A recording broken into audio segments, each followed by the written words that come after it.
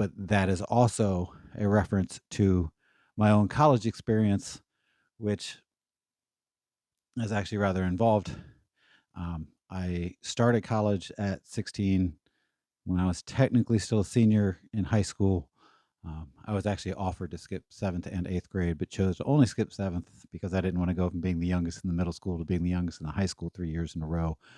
But my mom passed away when I was 15, and less than a year later is when I started college.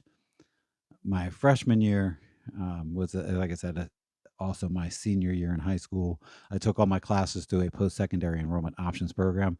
So the state paid for all the tuition, paid for the books, and I was still even allowed to sell them back at the end of the semester and get, $50 or whatever I got from selling them back at the end of the semester.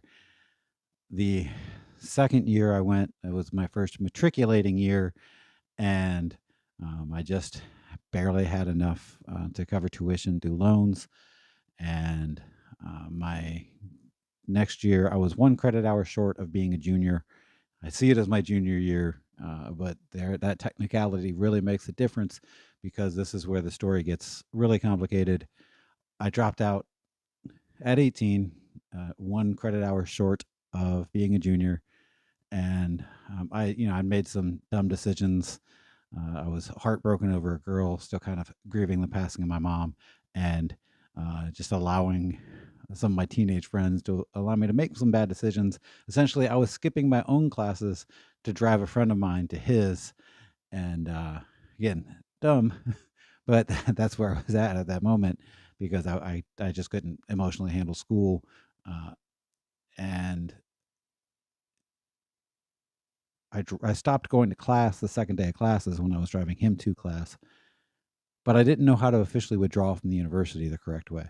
So I went around to all of my individual professors during my scheduled classes to have them drop my classes individually. So I actually had a piece of paper, it was a draw slip or withdrawal slip that they had to sign, and then I had to bring that into the registrar.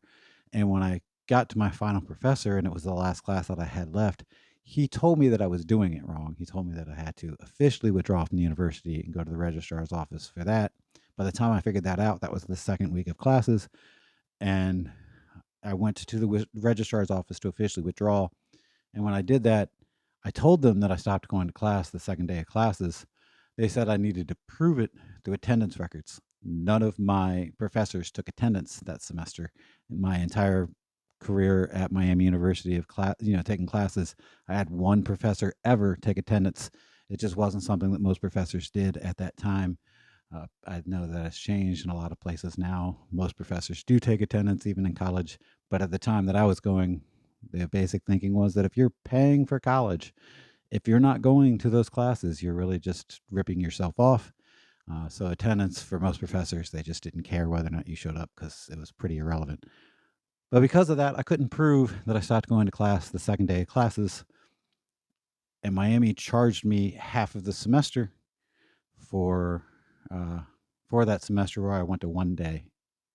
It took me 2.5 years to pay off that debt to Miami, and during those 2.5 years, I decided to take a class at Cincinnati State to become a junior officially, make up that 1 credit hour, and I was able to then get enough financial aid when I went back to cover tuition, and even had $50 left over each semester. So I was able to get back into school. My senior year, I was taking 20 credit hours first semester, 19 credit hours second semester, working 35 to 40 hours a week both semesters. It's a bit of a blur how I did it. I had to do it. One of those things in life. Sometimes you just have to do things that you don't realize you can do. Even thinking about that idea now would be nearly impossible. But at the age of 22, I had the energy to do it, and um, that's the story. I mean, I ended up officially graduating at 23. So, but it was just a weird. Started at 16, dropped out at 18, went back at 21. So for my first 2 years, I was younger than everybody in college. And then for my senior year, I felt a little bit older than everybody in college. I did go back and get a second degree in 2008 in math when I ended up moving to Chicago, um, when the recession hit then. So there's a little annex of the story for my college story in general, but the important part was that the 15 to 23 kind of range there, and so that all ties back into you'll do fantastic after your lapse in the scholastic program. There'll be no collapse, synaptic codes, and you'll still walk with your peers, and the tears that you cry will tell you why every moment was worth it, no matter how much you were hurt and were working and paying your own bills. Harvesting the seeds that you sown will, reap the rewards, and the law will be yours. All of that section is about all of that.